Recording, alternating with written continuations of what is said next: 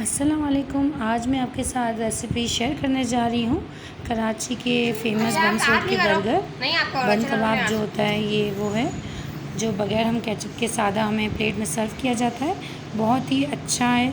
आप ज़रूर please subscribe कीजिए मेरे चैनल को। अगर आपको मेरी वीडियो पसंद आती है तो लाइक एंड सब्सक्राइब प्लीज़। सबसे पहले हम रेसिपी स्टार्ट करते हैं। इसके लिए हमने चने की दाल जो है वो एक बड़ा कप हमने ले ली है और उसे हमने पानी में जो है डाल के रखा है।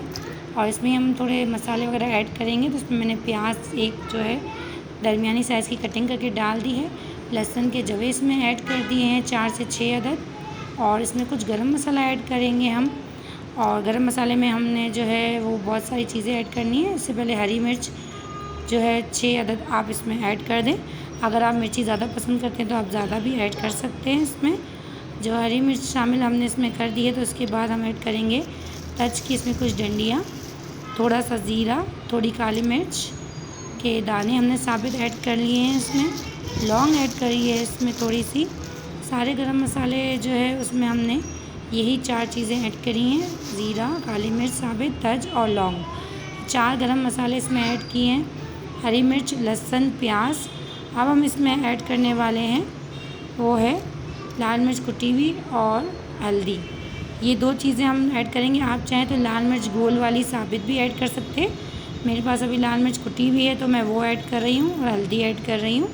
नमक इसमें आप हस्बे ज़ायक़ा आप ऐड कर सकते हैं। मैंने 1 टीस्पून जो है इसमें ले लिया है। 2 टीस्पून मैंने लाल मिर्च कुटी हुई डाली है, हल्दी डाली है।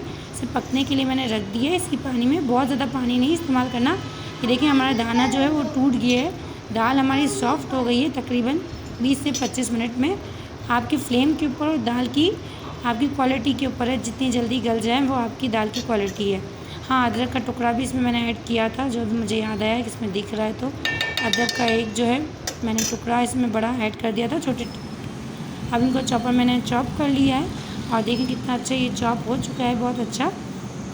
तो इससे हम बाज़ार के टेस्टी से बहुत ही लजीज़ कबाब जो है बनाएंगे ताकि हमारा जो है वो टेस्ट आए जो हम रोड पे अक्सर खाते हैं ना, स्ट्रीट फूड में बंस रोड के बहुत मशहूर हैं। और आलू इसमें मैंने 2 अदद नॉर्मली साइज़ जो होता है मीडियम साइज़ के बॉयल करे हुए वो इसमें ऐड कर लेने और अच्छी तरीके से हाथों की मदद से इसे मिक्स करना है। यानी एक तरह से आप जैसे आटा गूँथते हैं ना, बिल्कुल पता ही ना चले कि इसमें आपने आलू ऐड करें।